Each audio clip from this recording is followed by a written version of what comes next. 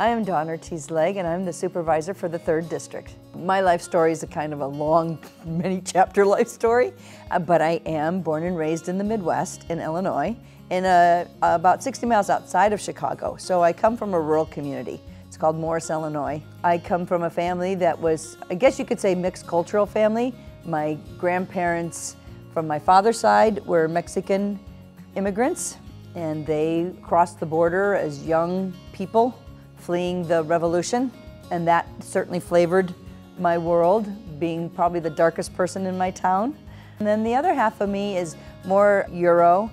I had Czechoslovakian great-grandparents, and that my mother's side of the family were very much Eastern Europeans. I think together it really gave my perspective of a much more global perspective than a typical small-town Midwesterner. Yet those Midwestern values are very much who I am.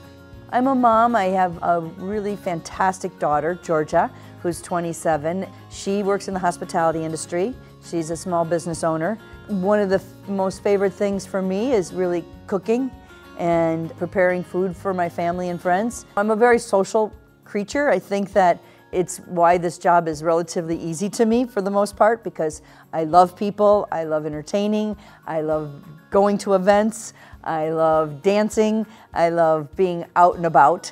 Public service is in my DNA. You know, I come from a line of doctors. It's always been part of our family to be somewhat in the community, serving our community. For me, I'd always been in the private sector, so even though I was involved with nonprofits, I didn't have such a primary role as I have now. I'm really honored that I had the opportunity to do this. You know, I have to acknowledge that Governor Newsom appointed me in 2020 after the passing of Adam Hill. You know, I was elected in 2022. So it's certainly reflecting what's happening out there in our population, where the growing Latino population is starting to take form. And I think it's important to also demonstrate that we each have a responsibility in service to our communities, whether it's working in volunteering or actually thinking about a role in public service. It's really a great privilege to be able to do a job that you're paid for, but also you're able to serve and have an influence on the present and the future of the area that you live and the area that you love.